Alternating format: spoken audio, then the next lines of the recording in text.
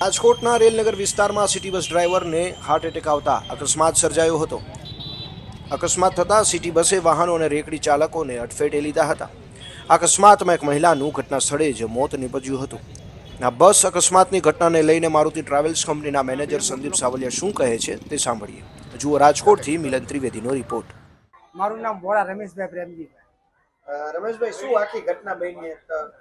એમાં ઘટનામાં એવું હતું કે જે ડ્રાઈવર સાહેબ ગાડી ચલાવતા હતા એમને ચાલુ બસે એટેક આવ્યો એટલે ગાડી કંટ્રોલ ન રહી। મેં બ્રેક મારવાની કોશિશ કરી પણ હું પહોંચી ન શક્યો।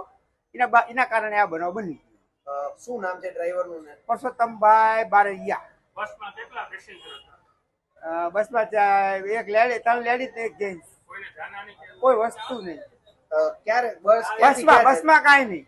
બસ ક્યાંથી ક્યાં જતી હતી? બસમાં શિવાલય ચોકેથી નીકળીને જાતી હતી ડેપોએ મૂકવા। તમને ખ્યાલ કેવી રીતે પડ્યો? મને ખ્યાલ આવી, હું બાજુમાં જ બેઠો હતો, ડ્રાઈવર સાહેબ ડ્રાઇવિંગ કરતા હતા। અચાનક એટેક આવ્યો. અચાનક એટેક આવી ગયો।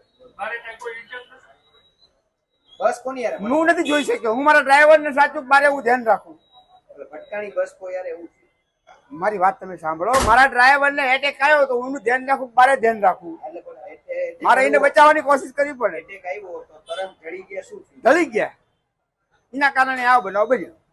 ડ્રાઈવરની ઉંમર 60+ હતી। એની ઉંમર જે એના લાયસન્સ પ્રમાણે 58માં બોર્ન છે અને જે એના નિયત રૂટ પ્રમાણે જતા હતા, એનો રૂટ પૂરો કરીને એક છેલ્લો ફેરો હતો એ પ્રમાણે, અને 6:30ની આજુબાજુ રેલનગર પાસે અચાનક એને હાર્ટ એટેક આવ્યો। એટલે બસ છે એના કંટ્રોલમાં ઓબ્વિયસ ના જ રહે અને એ સામે રિક્ષામાં એક એક્સિડન્ટ થયેલ હતો। એમાં સભાઓ કોઈ નિયમ ના, હાલ પૂરતું તો એવું કોઈ છે નહીં, પણ એના માટે વાતચીત ચાલુ છે।